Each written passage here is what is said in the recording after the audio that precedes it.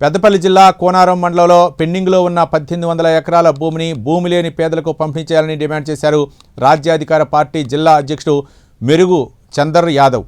భూపోరాట యోధులపై పెట్టిన కేసులను వెంటనే రద్దు చేయాలన్నారు. 1954 నుంచి సమస్య పరిష్కారం కాకపోవడం అన్యాయమని విమర్శించారు. ప్రభుత్వం జాయింట్ సర్వే నిర్వహించి అర్హులకు పట్టాలు ఇవ్వాలని కోరారు. ప్రభుత్వం స్పందించకపోతే పెద్ద ఎత్తున ఉద్యమం చేస్తామని హెచ్చరించారు.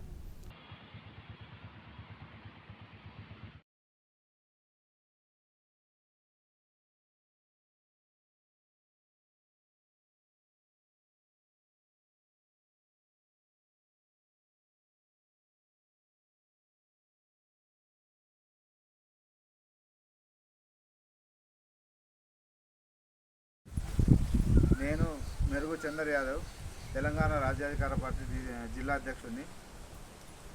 తీర్మాన్ మల్లన్న గారు 17 సెప్టెంబర్ 2025 రోజున పార్టీ నిర్మాణం జరిగింది. అయితే మన పార్టీ నిర్మాణంలో భాగంగా ఒక్కొక్క పార్టీ పుట్టడానికి కొన్ని కారణాలు ఉంటాయి. అది మెయిన్గా ఏంటంటే మల్లన్న గారు తీసుకున్నది ఏంటంటే మనం 1940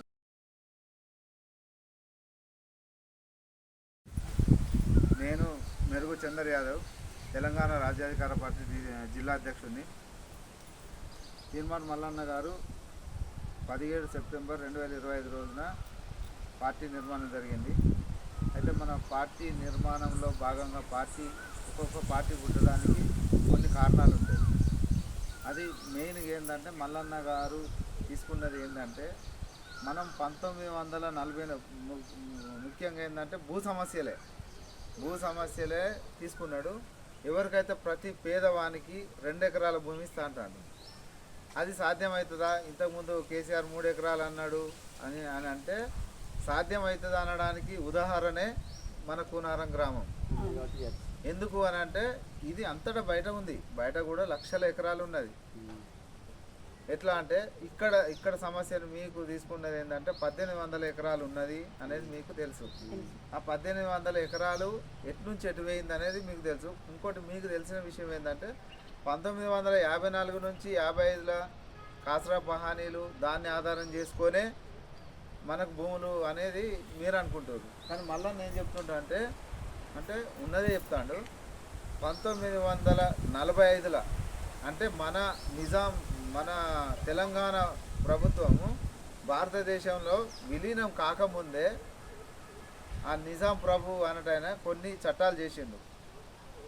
ఆ చట్టాలకు అనుకూలంగా అంటే అప్పుడు ఏం చేసిండు అని అంటే ఇప్పుడు విలీనం అయిన తర్వాత అయ్యే టైంలో ఈ కోటి 18 కోట్ల రూపాయలు చెల్లించిండు. ఎవరికి? ఈ భూస్వాములకు చెల్లించినప్పుడు ఆ భూములన్నీ ప్రభుత్వానికే చెందుతాయి. ఈ భూములన్నీ ప్రభుత్వానికి చెందడం అంటే ఏంది? ఇక్కడ ఉన్న ప్రజలకు చెందాలి. కానీ ఏమైంది? అది కాస్త మళ్ళీ ఆ డబ్బులు తీసుకొని మళ్ళీ వాళ్ళ చేతులకే పోయినాయి. ఎవరైతే అప్పుడు ఎల్లయ్య, మల్లయ్య, పుల్లయ్య ఉన్నోళ్ళు ఈ భూములు వచ్చిన తర్వాత రెడ్డిగా మారేది, రావుగా మారేది. వీళ్ళు రెడ్లు అనేది ఎక్కడికి వెళ్ళి రాలేదు. అంటే దొడ్డ బలిసిన తర్వాత ఊసరి వెళ్ళి అయితే చూసిరా, ఆ రకంగానే జరిగింది తప్ప వేరే కాదు. అయితే ఇంకా మీకు ఇదే విషయం కొద్దీ మన భూ సమస్యను పరిష్కరించే మార్గం మనకు వచ్చిందనేది ఇప్పుడు ఏంటంటే మొన్న జూలై 5 తారీఖు చలో భువనగిరి సభ పెట్టినాం. ఈ భువనగిరి సభ పెట్టే కంటే ముందు ఇంకొక విషయం చెప్పాలి మీకు. అంతకుముందు మారోజు వీరన్న అని సూర్యాపేటలో వర్ధంతి సభ చేసినాం. మారోజు వీరన్న ఎవరు అని అంటే మారోజు వీరన్న పీపుల్స్ వారికి చెందిన అతను. దాంట్లో నుండి జనజీవన స్రవంతిలో కలిసిండు. జనజీవన స్రవంతిలో కలిసి ఏం చేసిందంటే మనం అక్కడ ఉంటే సాధ్యపడదు, మనం ఇక్కడ జనజీవన స్రవంతిలోకి వచ్చి రాజ్యాంగాన్ని అంటే మనం శాసనాల ద్వారానే మనం ఏదైనా చేయగలుగుతాము, ఇక్కడ ఉండి మనం చేయలేము అనేది ఆయన వచ్చి ఆయన కొన్ని దాంట్లోకెళ్ళి వచ్చినప్పుడు కొన్ని 100 మందిని తీసుకొని వచ్చిన తర్వాత ఆయన సభ పెట్టిండు. మలిదశ తెలంగాణ ఉద్యమం అనేది స్టార్ట్ చేసింది 1995 ఆ ప్రాంతంలో. చేసినప్పుడు ఆయన సూర్యాపేటలో ఒక 5,000 మందితోటి సభ పెట్టింది జూనియర్ కాలేజ్ గ్రౌండ్లో. సభ పెడితే ఏమైందంటే దాని తర్వాత అట్లనే బెల్లి లలితక్క భువనగిరిలో ఇట్లా సాంబశివుడు ఇప్పుడు అన్నీ మొన్న ఏఐ వీడియోలు అవన్నీ వస్తున్నాయి. దానికి అక్కడ మీకు కొన్ని చూడడం వల్ల మీకు తెలుస్తుంది ఏంటంటే చరిత్ర తెలవాలి. చరిత్ర మన సోషల్ మీడియాలో దీంట్లో పెట్టారు కానీ మనం ఆ చిన్నప్పుడు చదువుకున్నాం, నేను కూడా చదువుకున్నా, కానీ మర్చిపోతాం. అది అప్పుడప్పుడు ఏంటంటే క్వశ్చన్కు ఆన్సర్ రాసే మందమే తప్ప ఆ చరిత్ర మనకంత ఆ ఏజ్లో చదువుకున్నది అందరికి గుర్తుండదు కాబట్టి అదొక విషయం. దాంట్లో ఏం చేసిరంటే అతన్ని ఎవరైతే మలిదశ తెలంగాణ ఉద్యమం కోసం పోరాడుతాడో వాళ్ళను 147 మందిని చంపారు.